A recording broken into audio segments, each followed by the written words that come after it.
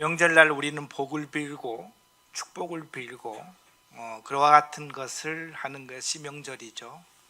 고향을 찾아가고 또 어른들을 공경하고 믿지 않는 사람들은 제사를 통해서 선조들을 모시는 기간이 명절입니다. 그래서 사람들은 헤어져 있다 명절이 되면은 다 모이는 순간이 명절인데, 오늘 저는 이 주제를 가지고 이 설교를 준비하면서 우리 그리스도인에게 진짜 명절과 고향이 어디며 그것을 위해서 우리는 무엇을 준비할 것인가 하는 마음으로 산자와 죽은 자의 하나님에 대해서 말씀을 드리도록 하겠습니다. 소제목으로 죽음은 하나님이 산자에게 준 최고의 축복이다. 오늘 말씀 끝날 때 사랑하는 우리 성도님께서 이 소제목에 아멘으로 화답할 수 있기를 바랍니다. 진정한 그리스도인이 가지고 있는 축복, 그 축복을 말씀을 통해서 알아볼 수 있는 시간을 갖기를 바랍니다. 어느 곳에 가기를 원하시나요? 좌측과 우측을 놓고 보면은 저는 좌측에 가기를 원합니다. 이 살아있는 인생이 가지고 있는 가장 기본적인 선택이겠죠. 중간에 있는 그 말을요, 장례식장에서 제가 가끔 사용하는 말입니다. 같이 한번 읽어보겠습니다. 사람은 어머니 뱃속 10개월을 준비해서 7, 80을 인생을 살아내고 이 7, 80을 살아가면서 영원을 준비한다. 우린 두 번째에 해당되는 거죠. 사람들이 10달 동안 어머니 뱃속에서 성장하고 모든 DNA를 다 굳힌 다음에 그 10달의 삶을 통해서 이 땅에서 살아가는 70 또는 100살까지 살아가는 그 인생을 살아가게 되는 것이죠. 하나님은요, 그 70에서 80 되는 인생을 통해서 너의 삶이 유한하지 않고 영원하다는 것을 깨닫게 해주십니다. 그것을 깨닫고 영원한 나라를 준비하면서 사는 삶이 행복하고 복스럽다고 성경은 우리에게 이야기를 하고 있죠. 우리는 이 말 가끔 이렇게 되뇌기잖아요. 전도서 7장 2절 말씀 같이 읽어보겠습니다. 초상집에 가는 것이 잔치집에 가는 것보다 나으니 모든 사람의 끝이 이와 같이 됩니다. 산자는 이것을 그 마음에 둘지니라. 전도자는 맨 마지막에 이렇게 얘기했어요. 산자는 이것을 그의 마음에 둘지니라. 왜냐하면 우리의 종국이 이렇게 되기 때문에 초상집을 통해서 영원한 삶이 무엇인가, 하나님을 만나는 방법이 무엇인가, 그 이후에는 우리에게 삶이 무엇이 있을까, 인생 7, 80과 영원한 세계를 비교한다면 비교가 될 것인가. 그래서 성경은요, 잔치집보다는 초상집에 가는 것이 낫다고 표현합니다. 왜냐하면 우리가 종국적으로 그 자리에 설 수 있는 사람이기 때문에. 오늘은 강단에서 이렇게 잘 선택되지 않는 단어 중에 하나입니다. 죽음에 대해서 우리가 영적으로 알아볼 수 있는 시간을 갖도록 하겠습니다. 우리가 직면해야 될 죽음, 이 그리스도인이 가져야 될 죽음의 자세와 하나님께서 그것을 통해서 우리에게 주시고자 하는 그 어떠함에 대해서 교제할 수 있는 시간을 통해서 진정한 그리스도인의 삶의 원리와 그것을 소망하는 가운데서 준비하는 우리들의 삶이 되기를 원합니다. 인간은 영혼으로 태어났나요? 유한한 인생으로 태어났나요? 제일 처음에 아담과 하와 태어났다는 표현보다 창조되었나요? 영혼으로 창조되었습니다.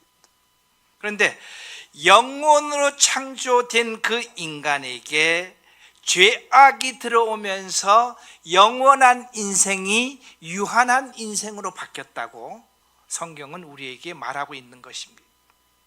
그러니까 하나님께서 인생을 창조하실 때는 영원한 존재로 창조하신 것이죠.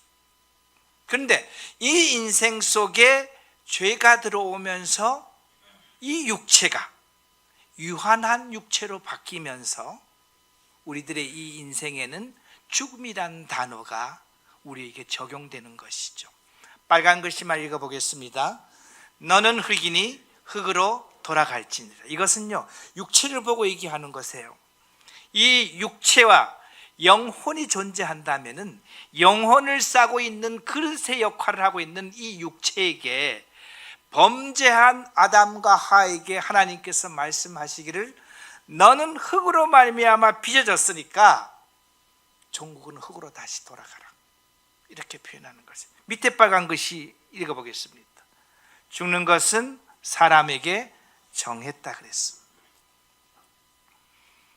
21세기에 살고 있는 오늘날 우리들에게 사람이 거룩하신 하나님을 만날 수 있는 방법은 무엇일까? 특히 신자들에게는요, 거룩하신 하나님을 영적으로 만날 수 있는 길은 열어주셨습니다. 저와 여러분들은 지금 영적으로 거룩하신 하나님을 지금 만나고 계신가요? 그러니까 거룩하신 하나님을 영적으로 만나는 길은 열어주셨는데 거룩하신 하나님을 육적으로 만날 수 있는 길은 이 시간 우리들에게 열려 있을까요? 저와 여러분들은 지금 거룩하신 하나님을 만날 수 있을까요? 죄가 살아계신 하나님을 이 육신의 몸으로 만나면 어떻게 될까요? 성경은 죽는다 그랬습니다. 왜 그랬죠? 육체가 범죄했던 육체를 존재하고 있기 때문에 그 육체는 하나님을 만날 수 없다고 이야기를 하고 있습니다. 아담의 범죄로 인간은 육신적인 죽음이 시작이 되었습니다. 육신적인 죽음뿐만 아니고 죄 문제를 해결하지 않았을 때는 영적인 죽음까지 연결되어서 아담의 범죄로 말미암아 인류는 죽음 앞에 두려워할 수밖에 없는 그와 같은 존재로 바뀐 것이죠. 처음에 창조했을 때 아담과 하와에게는 죽음의 두려움이 있었을까요? 범죄하기 전에 아담과 하와에게는 있었을까요? 없었습니다. 범죄로 말미암아.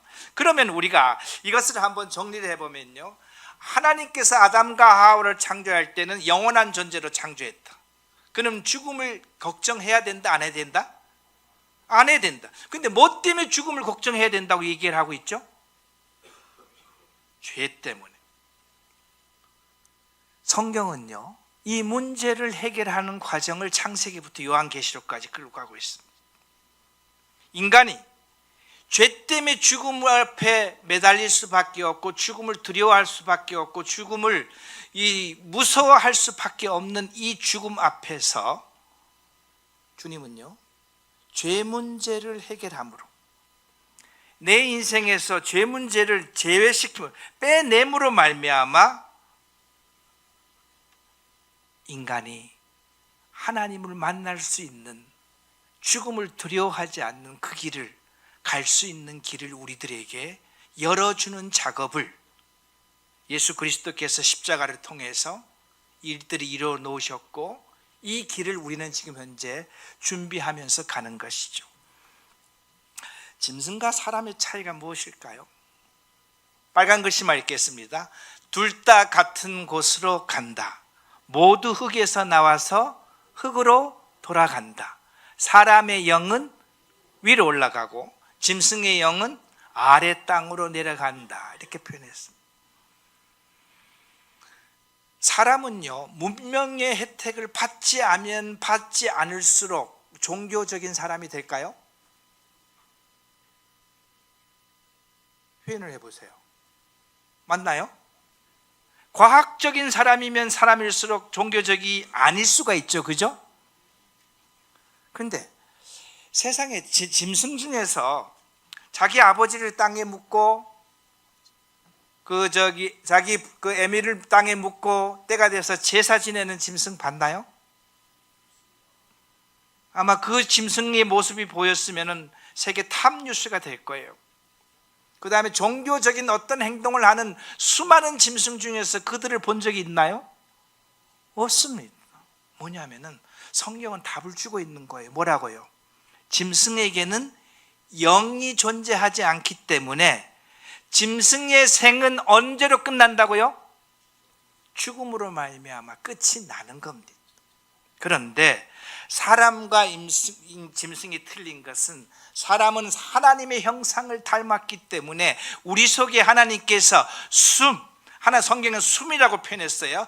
영혼을 인간 속에 불어넣어 줌으로 말미암아 그 영혼은 영원히 살 수 있는 존재이기 때문에 짐승의 죽음은 죽음으로써 끝나지만 사람은 죽은 이후에 그 영혼이 하늘나라에 올라가서 심판받기 때문에 사람들은 제사를 지내기도 하고 종교적인 행위도 하기도 하고 그와 같은 행위들을 다 할 수 있는 것이 사람과 짐승의 근본적인 차이가 되는 것이죠.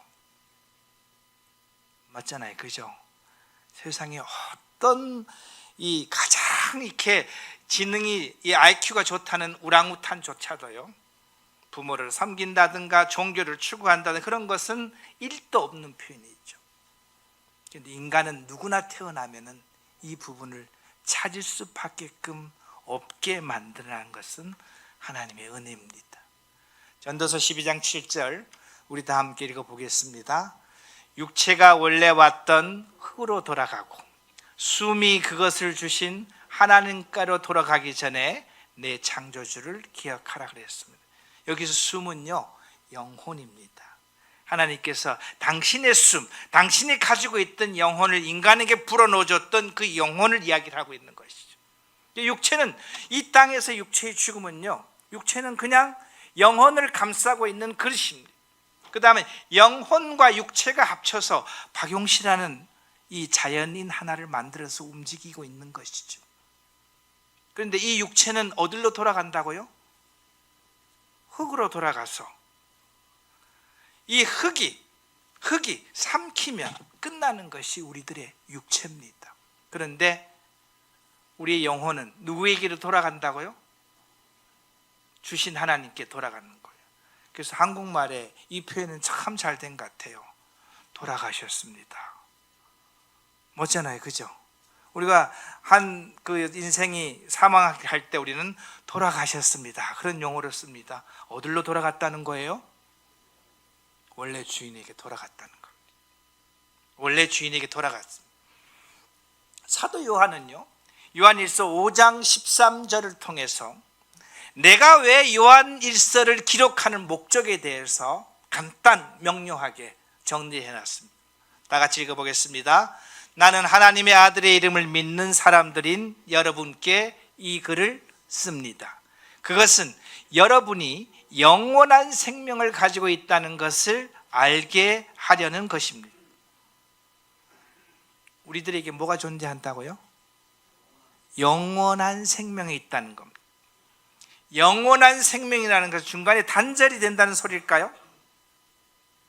영원한 생명이라 지금 언젠가 단절이 된다는 소리일까요? 단절이 되면 영원한 생명이 아닙니다. 지금부터 쭉 언제까지요? 영원까지. 실은 영원이라는 숫자는요, 인간이 이해할 수 없는 단어입니다. 지금부터 쭉 영원까지 생명은 이어진다는 것을 분명하게 알게 하기 위해서 사도 요한은 우리들에게 편지를 썼습니다. 그리스도 예수 안에 있는 자들에게는 영원한 생명이 존재한다는 것을 알게 하기 위해서 여러분에게 편지를 씁니다. 그러면 영원한 생명은 언제부터 출발하나요? 영원한 생명은 언제부터 출발하는 거죠? 죽은 다음부터 출발할까요? 아니면 그냥 부활한 이후부터 출발할까요? 우리 성경을 찾아봅시다. 요한복음 11장 25절 다 같이 읽겠습니다. 나는 부활이요 생명이니 나를 믿는 자는 죽어도 살겠고 무릇 살아서 나를 믿는 자는 영원히 죽지 아니하나니 이것을 내가 믿느냐. 이 말씀은요, 죽은 나사로를 통해서 우리 주님께서 방문했을 때 나사로 보고 마리아에게 나사로가 잠들고 있다 이렇게 표현했을 때, 부활한다고 얘기했을 때 마리아는 이렇게 얘기하죠. 주님, 마지막 날 부활하는 것은 저도 알고 있어요. 마지막 날 우리 오라버니가 부활할 것은 저도 믿고 있습니다. 그 얘기했을 때 주님 바로 이 얘기를 하셨습니다. 나는 부활이요 생명이다. 우리 주님이 뭐다고요? 부활이고 생명 자체라는 거예요. 그러면 우리 주님과 함께 연합되어 있는 자들에게는 그 자에게도 부활이 될까요? 그럼 제가 그리스도 예수 안에 있으니까는 박용 씨에게도 부활이 있다 이 표현이 맞을까요? 그럼 박용 씨에게도 생명이 있다 이 표현도 맞을까요? 맞는 겁니다. 왜냐하면 우리 주님이 부활이고 생명이라 했기 때문에 그리스도 예수 안에 있는 박용 씨 역시 저에게는 부활이고 있고 생명이 있다는 것을 우리 주님께서는 말씀하고 있는 거죠. 죽어도 살겠고, 이것은 육체를 갖고 얘기하는 겁니다. 믿는 자는요 죽어도 다시 살아나겠고, 왜서? 부활이 존재하기 때문에요. 무릇 살아서 나를 믿는 자에는 영원히 죽지 아니하리라. 그래서 영적으로 볼 때는 살아서 예수 그리스도를 믿는 자들에게는 죽음이 있다 없다는 표현이에요. 헷갈리나요? 살아서 예수 그리스도를 믿는 자에게는 영적으로 죽음이 있다는 소리예요, 없다는 소리예요? 없다는 소리입니다. 주님께서 이 시간 우리들에게 한마디 질문합니다. 너희가 이 말을 믿느냐? 우리 주님께서 이옥순 자매님께 지금 묻는 거예요. 내가 이 말을 믿느냐? 아멘. 네. 우리가 주님께서 마리아와의 대답을 통해서 내가 이 말씀을 믿느냐라는 것을 말할 때, 여러분 우리는 이 순간에 뭐라고 대답할 수 있나요? 아멘, 믿습니다 이렇게 표현하는 것. 요한복음 5장 24절에 주님께서는 분명하게 얘기하고 있습니다. 큰 소리를 읽어보겠습니다. 내가 진실로 진실로 너희에게 이르노니 내 말을 듣고 또 내 보내신 이를 믿는 자는 영생을 얻었고 심판에 이르지 아니하나니 사망에서 생명으로 옮겨 놓았느니라. 여기서 영생을 얻는다는 시제는 무엇인가요? 과거 완료입니다. 신자는 믿는 어느 그 순간에 영생을 얻은 거예요. 그때부터 영생이 출발을 하는 겁니다. 그 영생이 출발해서 언제까지 갈까요? 영원까지입니다. 신자는 영생을 얻었다고 얘기했고 사망에서, 지옥에서 영원한 하늘나라로 주님께서는 옮겨 놨다고 요한복음 5장 24절에서는 이야기를 하고 있습니다.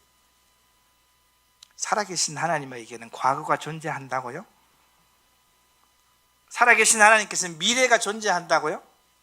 아닙니다. 그분에게는 뭐만 있다고요? 영원한 현재만 존재하십니다. 하나님께서는 과거에, 인간은 이 시간이라는 테두리 속에 얽매여 살고 있지만 육체를 가지고 있는 유한한 인간이기 때문에 이 테두리 알고 있지만 하나님은 영이시기 때문에 시간의 굴레 속에 있지 않습니다. 그래서 그분은 시간에게 적용되는 분이 아니기 때문에 우리 인생들이 표현할 때는 그분은 어떠한 시제에서 살고 계신다? 영원한 현재에서만 살고 계신다. 영원한 현재에서만 살고 계신다. 고린도전서 15장 50절 같이 읽어보겠습니다. 형제들아 내가 이것을 말하노니 혈과 육은 하나님 나라를 이어받을 수 없고 또한 썩을 것은 썩지 아니할 것을 위협으로 받지 못한다. 성경 분명히 얘기하고 있습니다. 혈과 육은 하나님 나라를 위협으로 받을 수 있다고요? 없다고. 그럼 박용 씨가 가지고 있는 이 육체는 지금 있는 이 상태로서는 하늘나라에 들어갈 수 있다 없다? 없다는 것을 얘기합니다. 왜 없을까요? 죄로 부패된 육체이기 때문에. 죄로 부패된 이 육체는 이 육체로 하나님을 만날 수도 없고 하나님 나라에 들어갈 수도 없다고 성경은 우리에게 분명히 얘기를 하고 있습니다. 빌립보서 3장에서 사도 바울은요, 우리에게 그 원리를 이렇게 얘기를 하고 있습니다. 같이 읽어보겠습니다. 그러나 우리의 시민권은 하늘에 있는지라 거기로부터 구원하는 자 곧 예수 그리스도를 기다리노니 그는 만물을 자기에게 복종하게 하실 수 있는 자의 역사로 우리의 낮은 몸을 자기의 영광의 몸의 형체와 같이 변하게 하시리라, 이렇게 표현했습니다. 주님께서요, 시범을 한번 보이셨어요. 언제 시범을 보였는가 하면은 변화산상에서 베드로와 요한과 야고보를 데리고 변화산상에 갔을 때 갑자기 변화되었습니다. 1500년 전에 죽었다고 얘기할 수 있는 모세도 만나고요, 700년 전에 죽었다고 얘기하는 엘리야는 죽지 않고 700년에 승천한 엘리야도 만난 겁니다. 그러면서 몸은 변화되었고 공중에 떠 있는 모습을 보여주셨습니다. 변화된 몸입니다. 여기서 우리는 빨간 박스 안에 보면 그는, 예수님은요, 만물을 자기에게 복종하게 하실 수 있는 자의 역사로, 그 누구의 역사냐면 아버지 하나님의 역사예요. 예수 그리스도를 부활시킨 역사입니다. 예수 그리스도를 육체를 변형시켜줬던 그 역사입니다. 그 역사의 능력으로 우리의 낮은 몸을, 지금 현재 가지고 있는 우리의 이 몸을 누구의 몸과 같이요? 자기의 영광의 몸, 부활하신 예수 그리스도의 그 몸, 변화산상에서 변화되었던 그 그리스도의 몸과 같은 형상으로 우리를 어떻게 한다고요? 변하게 하신다 그랬습니다. 변화시키는 주체가 누구인가요? 네? 주님이세요. 우리는 뭐 하면 되는 거예요? 가만히 있으면 되는 겁니다. 낮은 몸으로는, 지금 현재의 몸으로는 하나님을 만날 수 없기 때문에, 현재의 몸은 하나님 나라에 들어가서 살 수 없기 때문에, 이 몸은 죄로 부패되어서 유한한 존재로 바뀌었기 때문에 이 유한한 존재를 영원한 존재로, 썩어질 몸을 썩지 아니할 존재로, 이 생에 있는 몸을 영생에 있는 몸으로 변화시키는 작업을 우리 주님께서 그 어느 시점에 하신다고 우리에게 약속하셨나요? 하나님께서 이렇게 약속하고 계신 거예요. 그래서 우리는 오늘 그리스도인으로서 죽음이라는 것이 과연 무엇인가를 정리를 한번 할 필요가 있다, 이런 생각이 듭니다. 성경이 말하는 죽음은요, 여러분은 안 덥죠?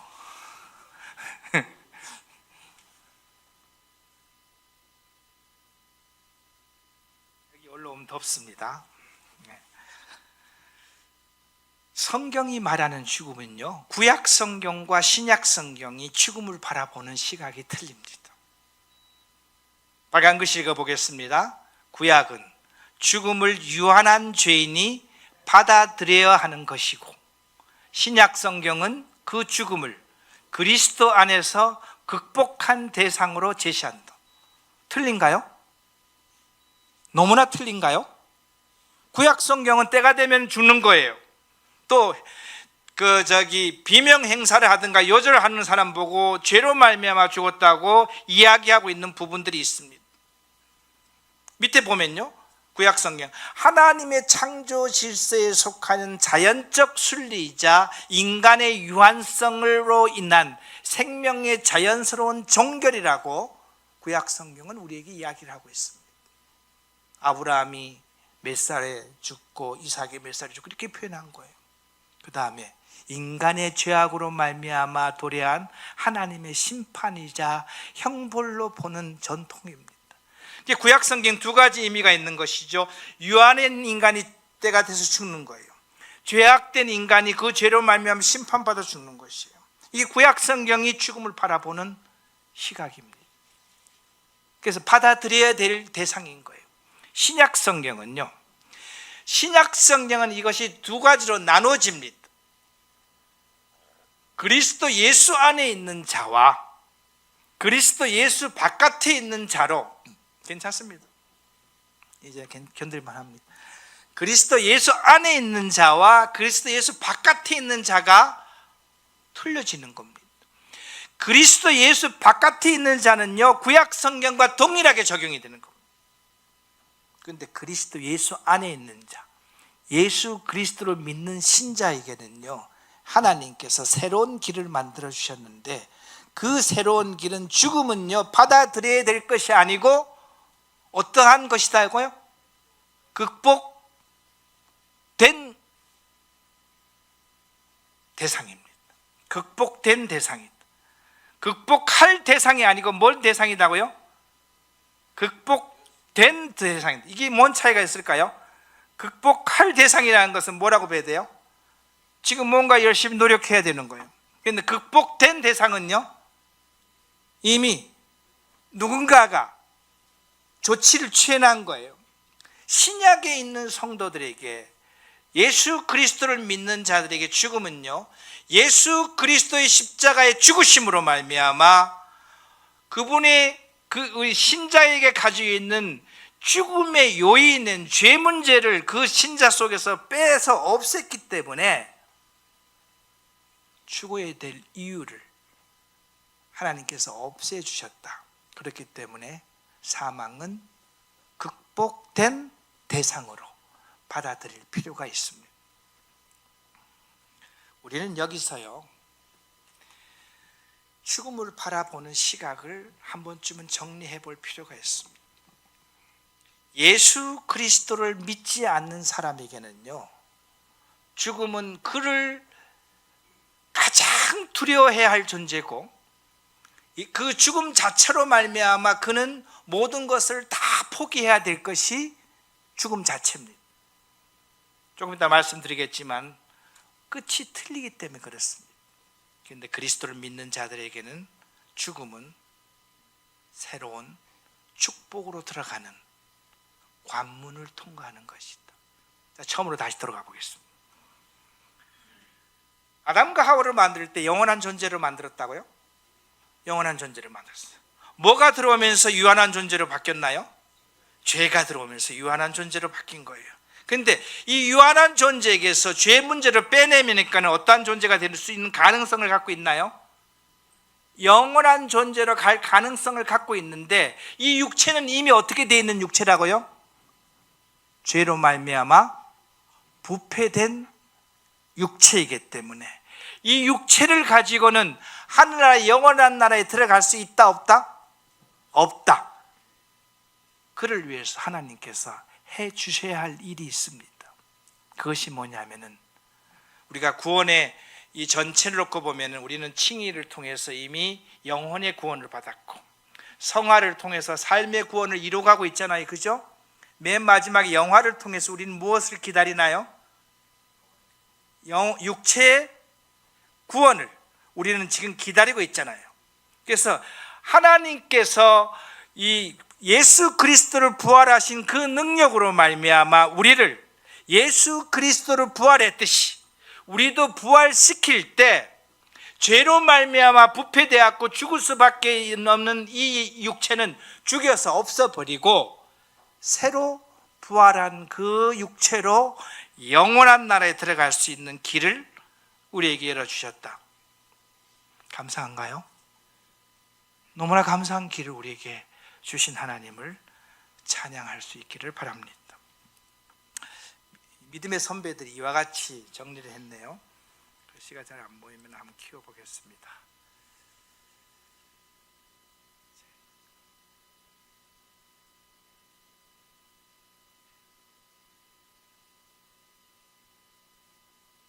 보이나요?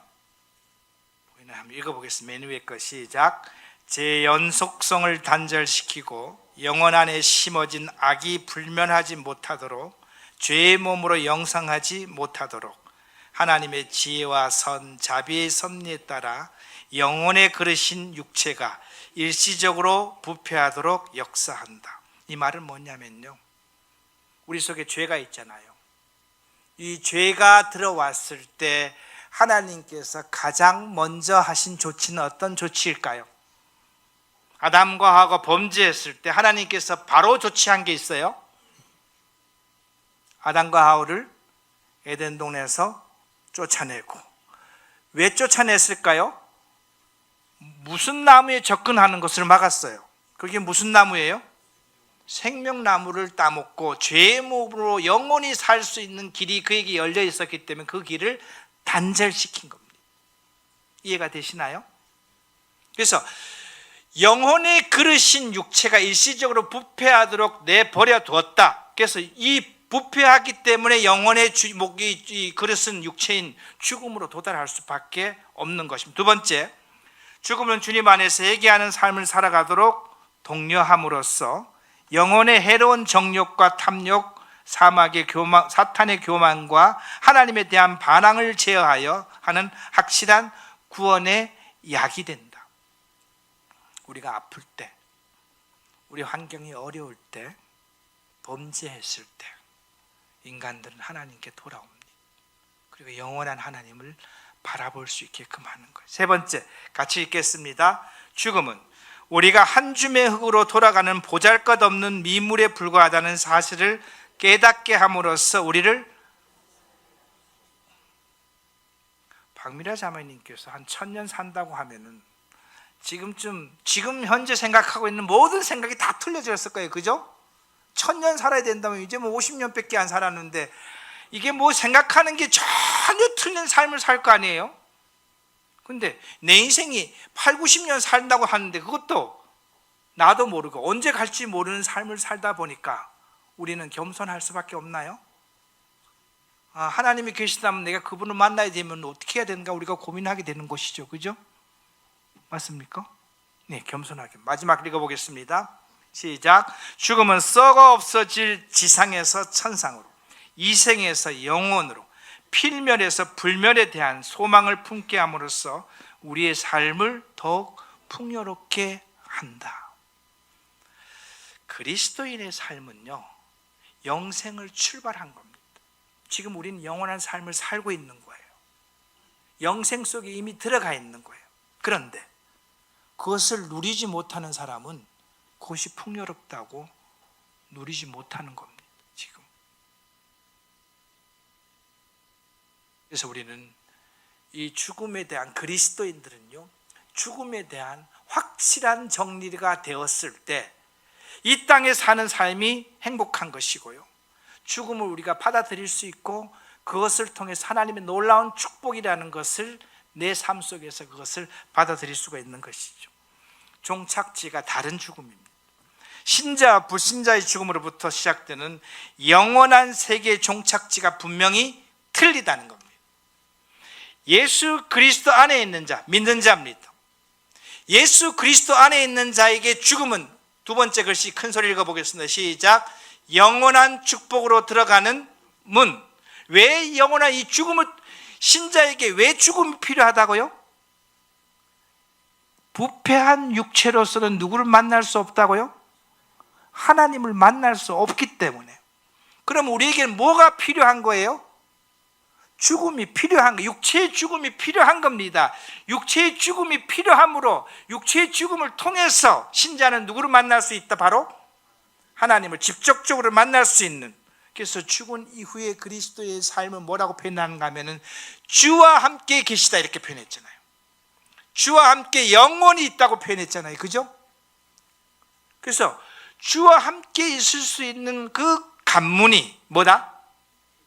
육체의 죽음이다. 죽음은 하나님이 주신 축복의 시작이다. 예수 그리스도 바깥에 있는 자, 믿지 않는 자입니다. 죽음을 통해서 그에게 뭐가 접근된다고요?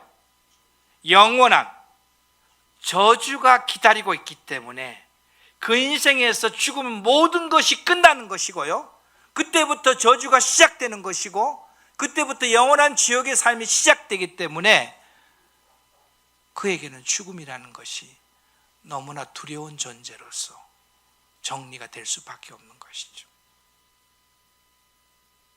그러나 그리스도인들에게요, 내 죽음이 어떤 것인가를 우리는 생각할 필요가 있습니다.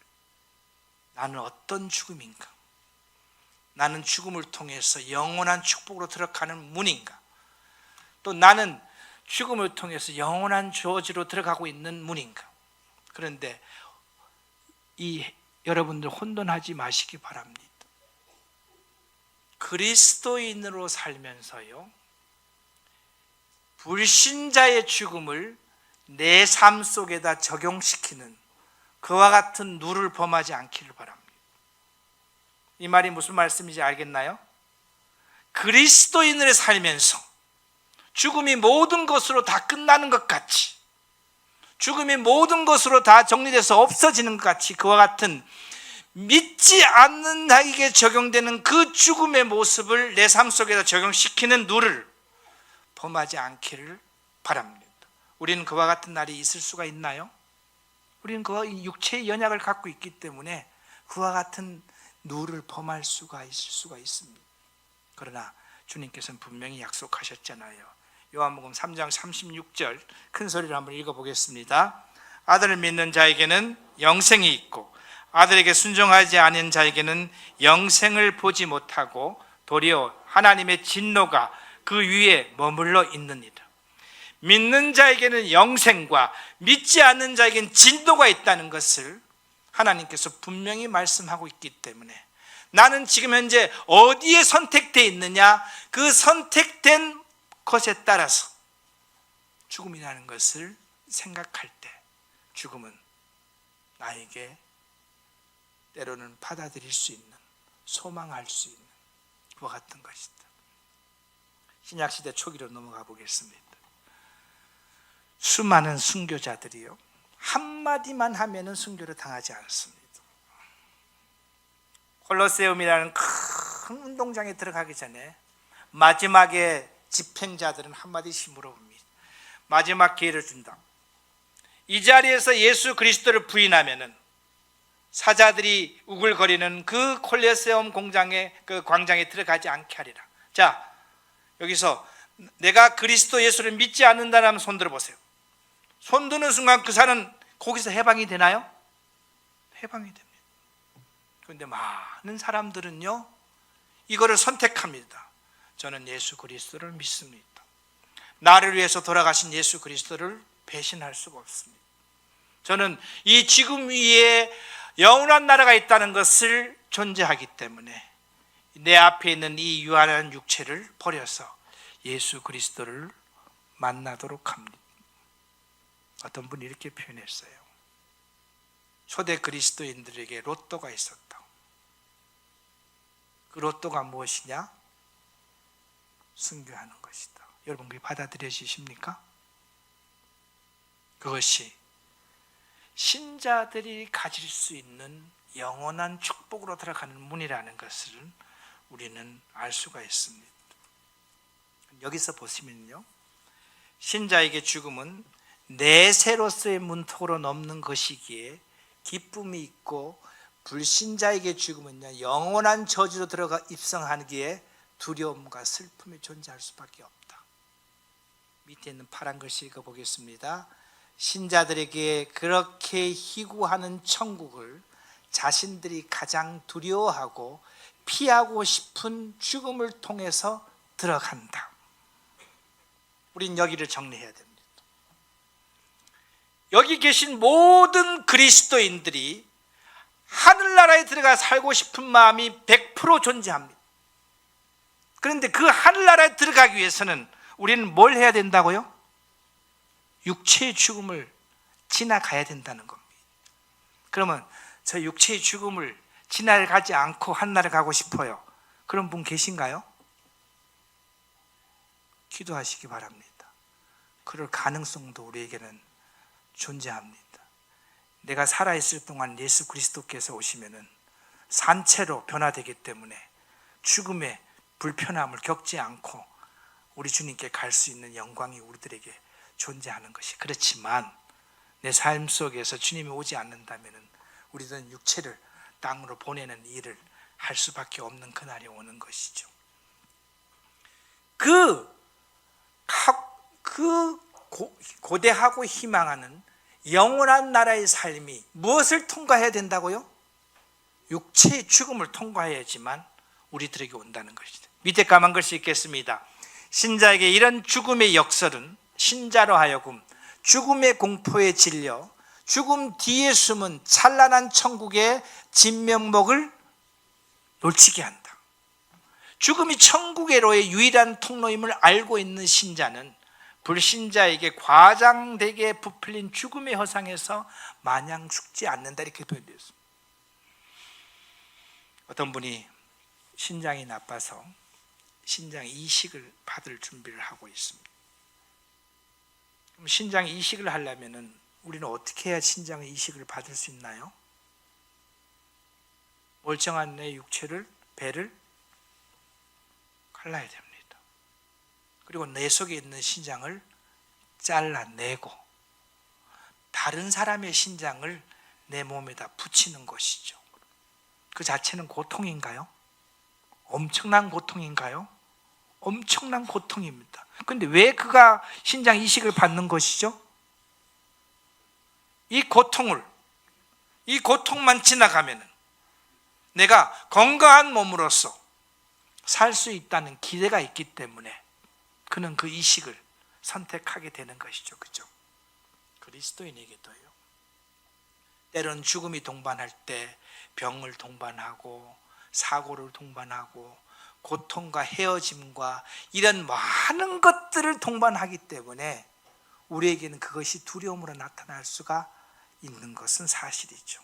그렇지만 그 이후에 있는 영원한 나라에 대한 분명한 소명과 그것이 아까 우리 청년들이 불렀듯이 믿음은 보이지 않는 것을 보이는 것을 시작으로 한다면은 그것을 통해서 내가 영원한 나라에서 하나님과 만날 수 있는 특권을 누릴 수 있다면은 우리는 이식한 자가 이식을 선택하듯이 우리는 죽음을 받아들일 준비가 될 수 있을까요? 우리는 이 부분이 필요한 것입니다. 저는 이 설교를 준비하면서 제 자신을 많이 돌아봤습니다. 제 인생이 어떻게 전개될지는 모르겠지만 저에게도 언젠가는 그 순간이 오겠죠. 그것을 받아들이는 것에 저도 때로는 자신이 없을 수가 있습니다. 설교를 준비하면서 가족들에게 편지를 썼습니다. 연명치료를 하지 말아라. 연명치료란 하나님께서 박용 씨에게 준 놀라운 축복을 뒤로 연장하는 행위이기 때문에 연명치료를 하지 않았으면 좋겠다.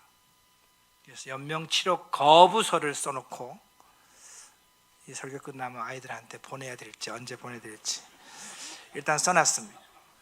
왜냐하면 그리스도인으로서 죽음을 바라보는 시각을 확정하지 않고 그것을 정리하지 않았을 때는 반쪽짜리 그리스도는 살 수밖에 없다는 것을 제 삶에서 정리할 수 있었습니다. 두 번째 보면 있잖아요. 죽음의 공포에 질려 죽음 뒤에 숨은 찬란한 천국의 진면목을 놓칠 수가 있다. 아멘 하시나요? 우리는 믿음으로 구원받은 자들이고 믿음으로 그 나라를 소망하는 것이고 믿음으로서 그것을 기다리고 있다면 주님께서 나에게 주신 그 죽음이라는 것을 지금쯤은 정리할 필요가 있다.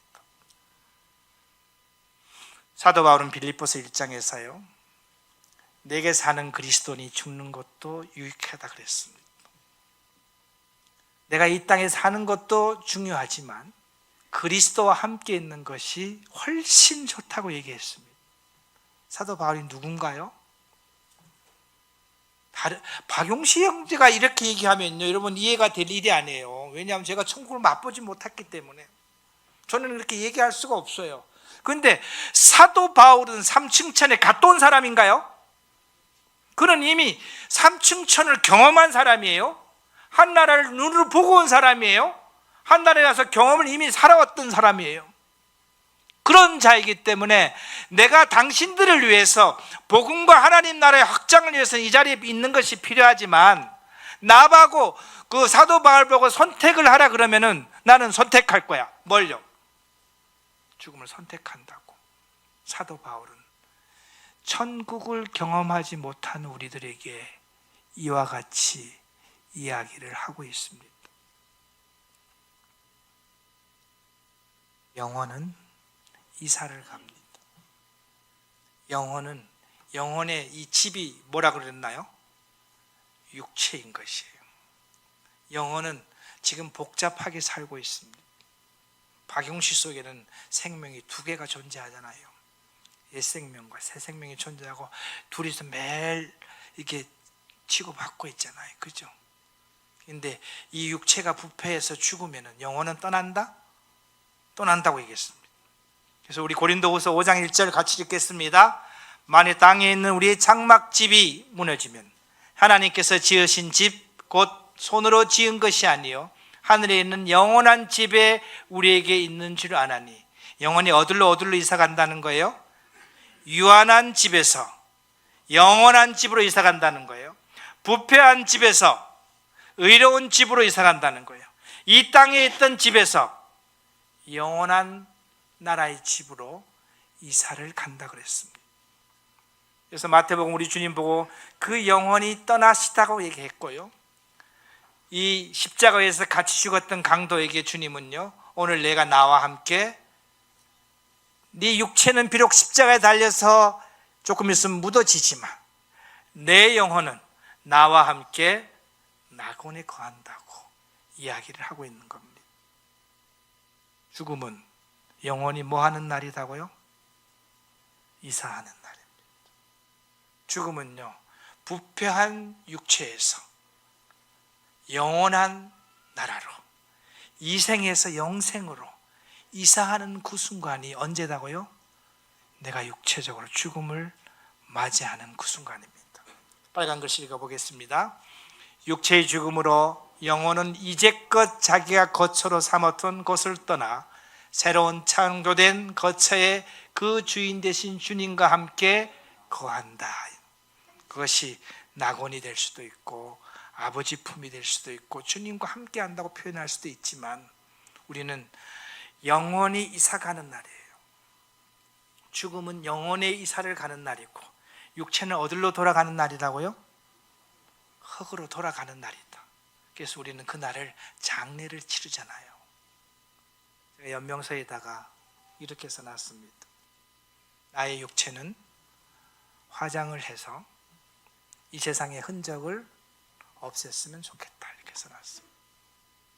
옛날에는 화장하면 부활하는데 지장이 있을까 봐 화장을 하면 안 한다는 교리를 갖고 있었지만 그런 하나님은 완전하신 하나님이 아니십니다. 전능하신 하나님이 아니십니다. 그래서 우리 아이들은 어떻게 할지는 모르겠어요. 제 소망은 화장해서 없앴으면 좋겠다.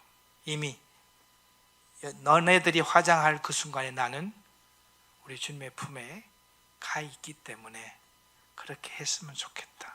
너무나 고마운 건 아이들이 믿는 아이들이기 때문에 그 일을 해주지 않겠는가 하는 생각이 듭니다. 주님께서는요, 데살로니가 전서에서 우리를 믿은 다음에 죽음을 맛본 자들을 잠잔다 이렇게 표현했습니다. 여러분 어제 편히 주무셨나요? 여러분은요 매일 죽는 연습을 하는 겁니다. 오늘 잠자고 내일은 깨어나고, 오늘 잠자고 깨어나고, 어느 순간 잠자다가 깨어나지 못하는 것이 죽음입니다. 근데 우리는 이렇게 보시면 돼요. 잠자다가 내 힘으로 깨어나는 것이 지금 현재의 상태예요. 잠자다가 내 힘으로 깨어나는 것이, 잠자다가 하나님의 능력으로 깨어나는 것이 부활입니다. 잠자는 건 똑같습니다. 그래서 그리스도인은 우리 주님께서 나사로에게 잠들었다고 표현합니다. 그러니까는 우리가 오늘 저녁에 잠들어서 내일 아침에 깨어나듯이 시간이 존재하지 않는 하나님께서는 우리의 생에서도 우리가 잠들었을 때 누구의 힘으로요? 하나님의 능력으로 나를 깨울 날이 그날이 올 텐데, 그날이 언제다고요? 내 육체가 부활하는 날입니다. 그럼 어떻게 되나요? 내 영혼은 먼저가 있고, 내 영혼은 먼저가 있고, 이게 지금 현재 인간의 시간으로만 얘기하는 거예요. 내 영혼은 먼저가 있고, 우리 주님께서 내 육체를 부활하면은 부활한 육체와 내 영혼이 만난다는 겁니까? 만나서 영원히 살 수 있는 그와 같은 날이 우리에게는 있다는 것입니다. 그래서 그리스도인의 죽음을 편히 잠들었다 이렇게 표현합니다. 근데 스스로 일어날 수 있는 능력이 없기 때문에, 왜서요? 그 육체가 떠나기 때문에 스스로 일어날 수 있는 능력이 없는 거예요. 그게 누가 필요한 거예요? 하나님이 일으켜 주심이 필요한데, 그것이 무엇이다? 부활이라고 우리는 이야기를 하고 있습니다. 그래서요, 이 신자의 부활은요, 먼저 죽은 사람이 일어나고, 그 다음에 맨 밑에 보면 그리스도 안에서 죽은 자들이 먼저 일어나고, 그 다음엔요, 살아서 죽음을 맛보지 않은 그 자가 변화되어서 바로 올라갈 수 있다. 그런 신자, 지금 현재 있는 신자들이 길이 두 가지인가요? 예, 육체의 죽음을 맛볼 수 있는 기회도 있고, 맛보지 않을 기회도 우리에게는 존재한다. 여러분들이, 우리는 이런 부분에 대해서 정리가 필요하다. 신자에게 말하는 비밀입니다. 우리 큰 소리로 한번 읽어보겠습니다. 보라, 내가 너희에게 비밀을 말하노니 우리가 다 잠잘 것이 아니요 마지막 나팔의 순식간에 호련히 다 변화되리니, 나팔 소리가 나매 죽은 자들이 썩지 아니할 것으로 다시 살아나고 우리도 변화되리라. 이 썩을 것이 반드시 썩지 아니할 것을 입겠고, 이 죽을 것이 죽지 아니함을 입으리로다. 이 썩을 것이 썩지 아니함을 입고 이 죽을 것이 죽지 아니함을 입을 때에 사망을 삼키고 이기리라고 기록된 말씀이 이루어지리다. 우리 다 함께 이사야서 25장 8절 찾아보겠습니다. 이사야서 25장 8절.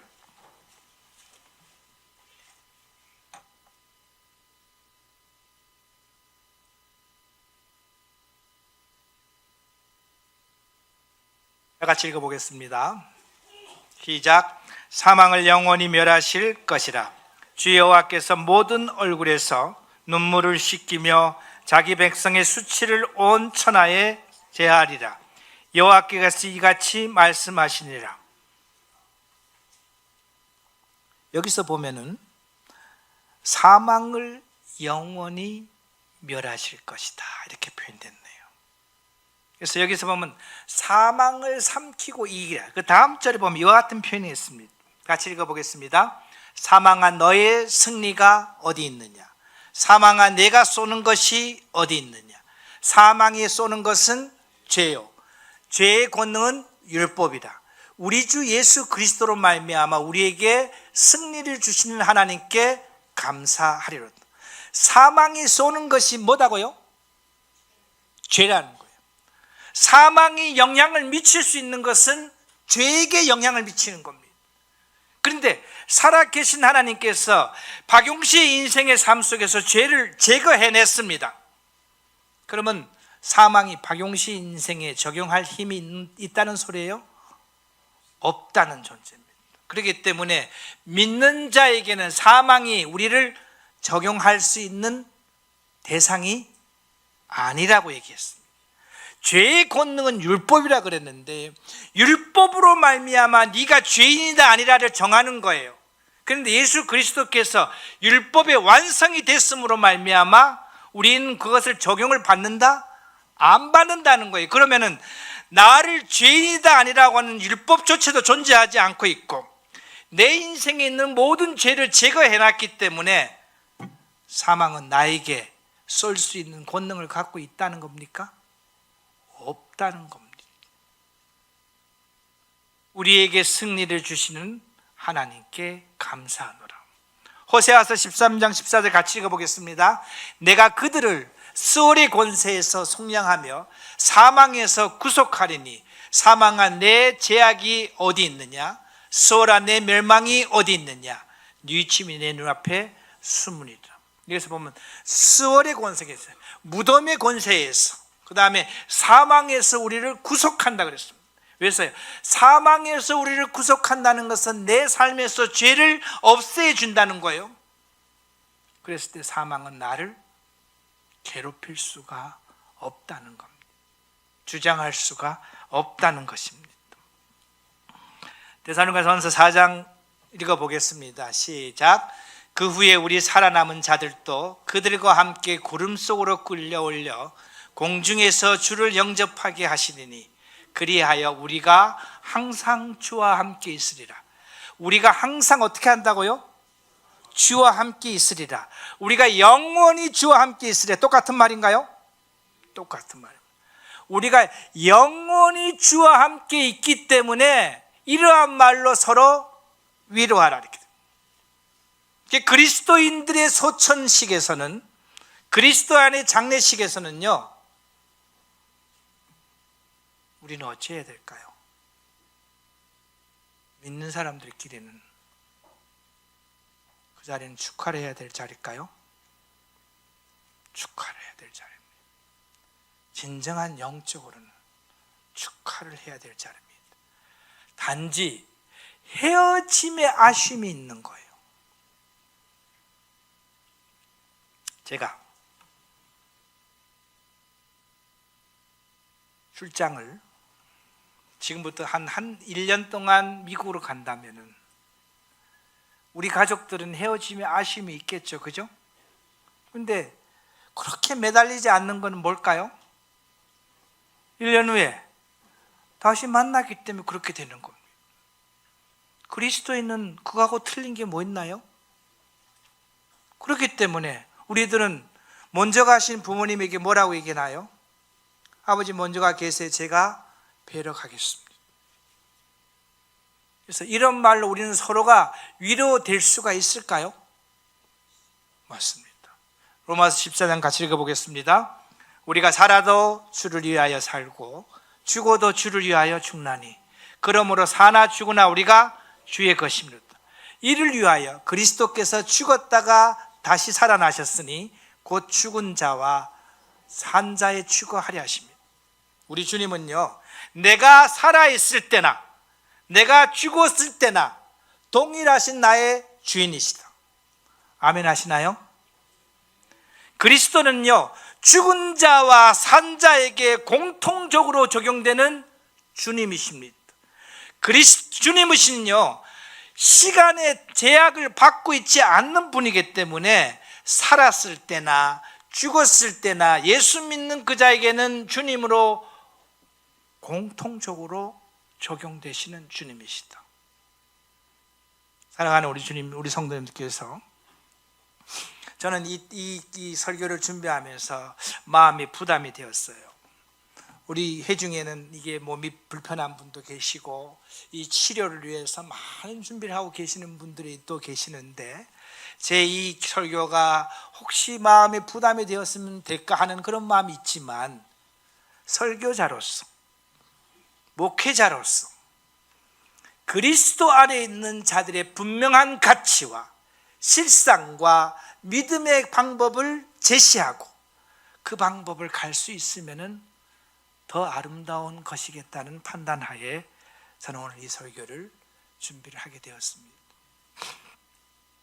죽음은, 따라해 보시기 바랍니다. 죽음은 그리스도인에게 축복의 시작이다. 여러분, 이 말씀을 되뇌기를 바랍니다. 죽음으로 말미암아 그리스도인들은 영원한 나라에 들어가는 관문이다. 그것을 통해서 우리가 영원한 삶을 살 수 있는 길이다. 그런데 이 육체는 하늘나라에 데리고 갈 수 있다 없다? 갈 수 없기 때문에 주님은 우리에게 뭘 허락하신다고요? 죽음을 허락해야지만 우리가 이 부패된 육체에서 벗어나서 영원한 육체로 변화할 수 있는 기회를 우리에게 주시는 겁니다. 우리의 영생은 이미 시작되었습니다. 우리도 에녹과 엘리야 같이 죽음을 경험하지 않고 하늘의 부르심을 받을 수도 있습니다. 그것은 누가 선택한다고요? 하나님이 선택하시는 거예요.